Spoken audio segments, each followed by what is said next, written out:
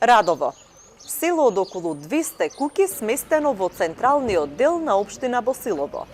Се наоѓа во рамната и плодна струмичка котлина. Тоа е едно од двете села во земјата во кое католицизмот е доминантна вероисповест на населението.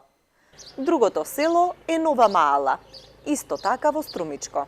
Во центарот на селото не пречекаа група жители кои што току завршиле со утринската служба во црквата.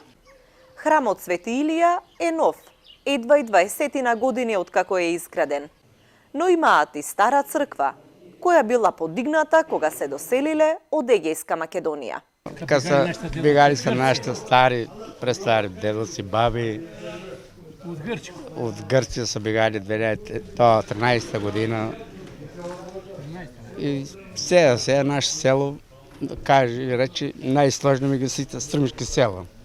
Се почитаеме тука, помош се собирали било, шо да црква си одма редовно, не пропуштиме. Много ред не се работа недела.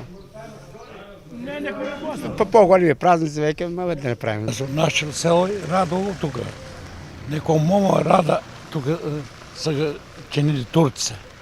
И Радово, тоа останало. Село нашето се бежанско такова.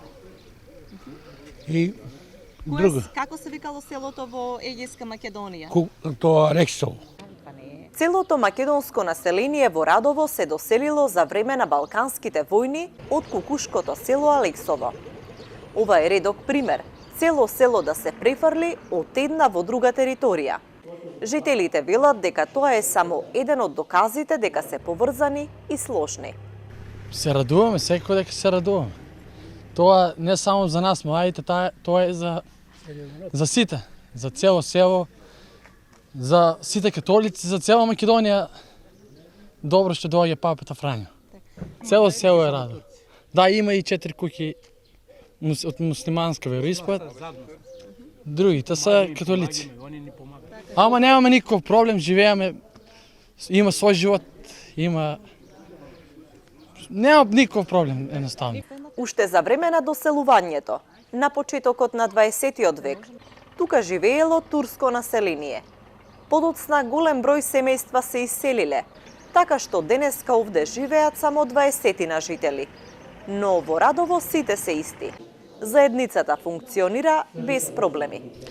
Трошните ѕидови на џамијата се наоѓаат веднаш наспроти црквата во центарот на село Радово.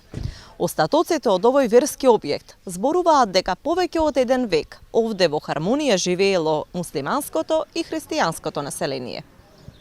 Католиците во Радово се организирани за дочекот на папата во државата.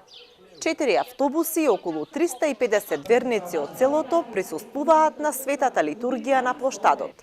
Најбројни се младите, а возрастните се горди што родното село на бискупот Киро Стојанов ќе биде дел од еден историски настан.